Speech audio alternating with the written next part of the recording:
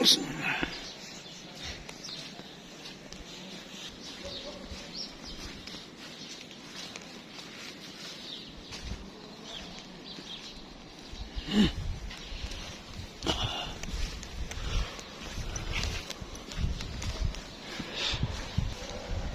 انا في منطقه دلوقتي اسمها بيانكي. المنطقه دي اللي انا كنت اعرفه ان هي كانت من اعظم وافخم الاماكن اللي في العجمي، لها فنانين ومغنيين وناس ناس مهمه يعني. شكلها بقى حاجه تحزن الصراحه. بص المنظر عامل ازاي. هي دي بيانكي، بتبص على البحر على طول. بص منظر الزباله.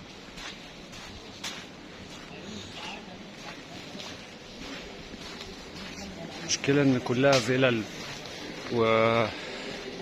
فيلل طبعا مهجورة عشان المطرة طبعا متراكمة في كل حتة في الارض. حاجة بجد تحزن. عليه الصلاة والسلام. بص الراجل الطيب ده. السلام عليكم. السلام ورحمة الله وبركاته.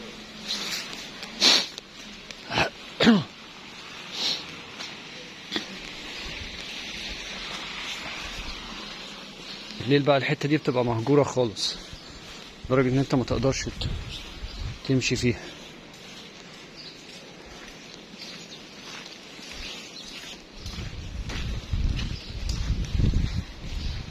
بيكون كلها كلاب و...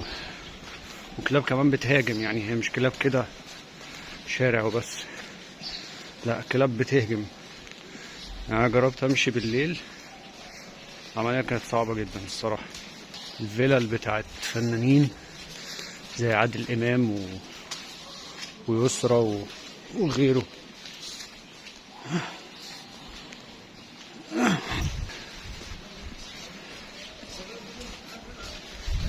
والموجي، محمد الموجي.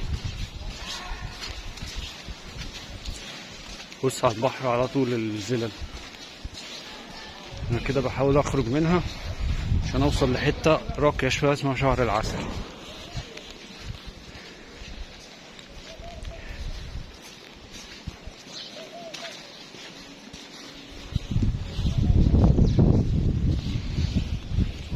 في هنا حمام سباحه،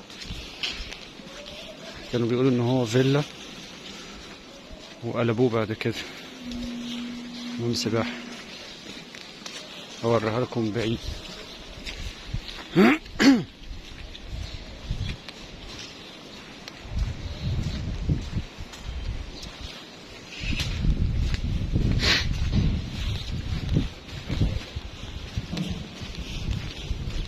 طبعا في الشتاء الموضوع مختلف خالص لان مبيبقاش فيها حد.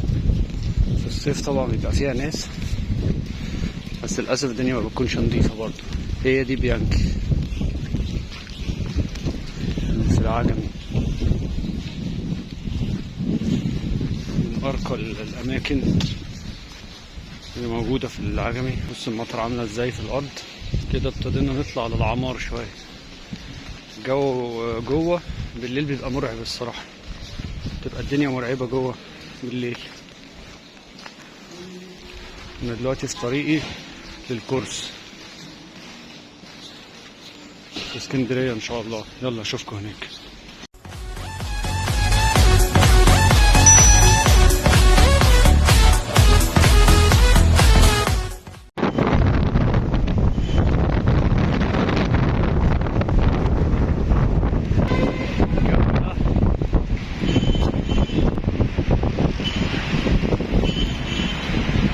الجو صعب قوي. وصلت اسكندريه يا جماعه.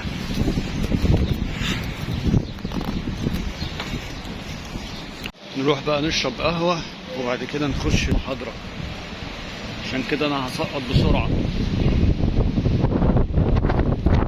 صعب صعب صعب صعب. لا الاسكندرانيه بالنسبه لهم الموضوع عادي جدا، مفيش اي مشاكل.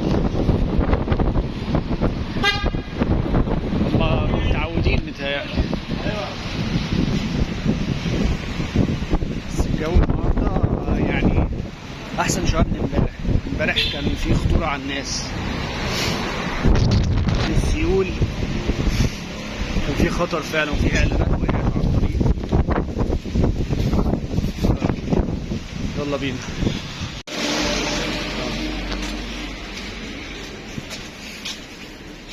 روزيتا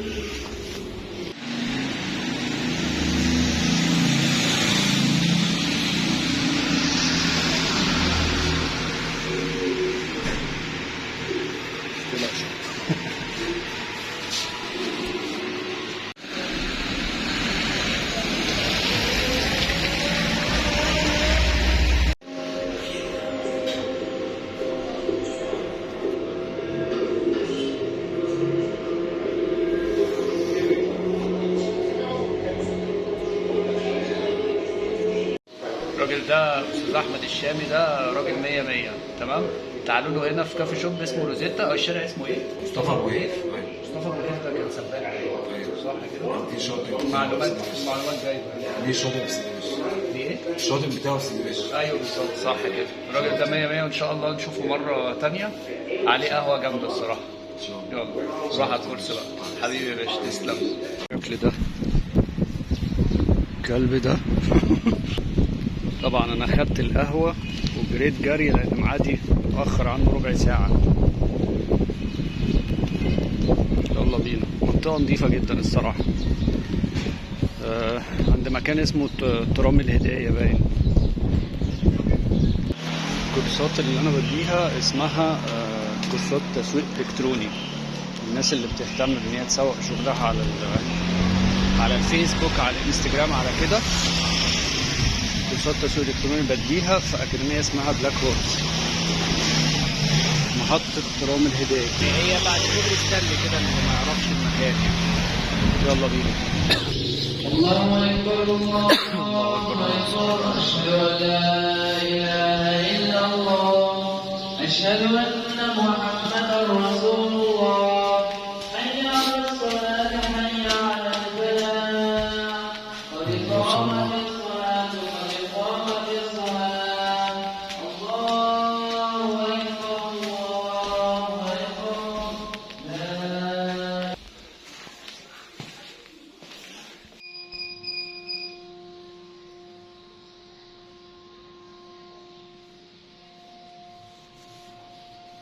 وسط الكورس، وبرده الجو زي ما هو، الجو صعب قوي. جو تلج. انا طالع على كوبري ستانلي. بصوا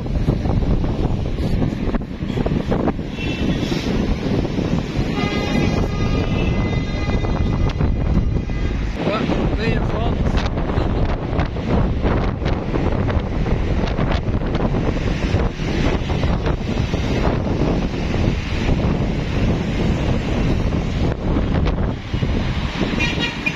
حاجة تهد العظم يعني، حاجة متعبة جدا. الجو برد قوي. أنا دلوقتي هعدي عن الكوبري ستانلي عشان أركب حاجة محطة، وبعد كده أركب الموقف الجديد، وبعد كده أركب الموقف الجديد الهرم. بس أنا هنجرب كده ونعرف نمشي بقى. أوريكم صورة البحر. بصوا المنظر الفظيع ده. يا لهوي.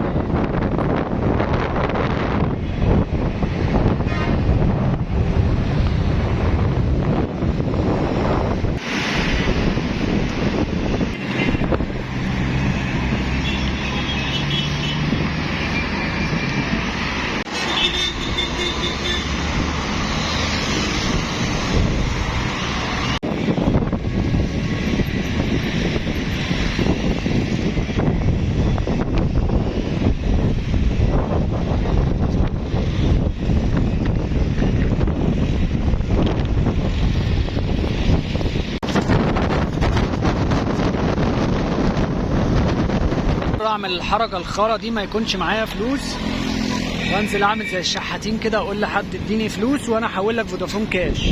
عامل زي الشحاتين. ندخل الموقف بقى عشان نركب الموقف الجديد. بركب هرم على طول، نفس حركه الشحاتين بقى بعملها على طول. ما ادب ايدي في جيبي ما الاقيش فلوس، بعد كده اخش اخد من حد كاش واحول له فودافون كاش. ادي الموقف اهو.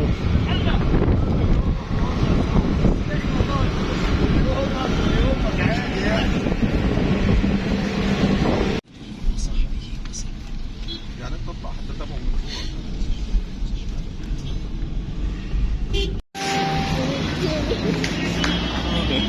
رجعنا للقاهرة. الجو برد برضه مفيش فايدة. لا بس اسكندرية دي من بشعة الصراحة، مش عيشة طبيعية في اسكندرية.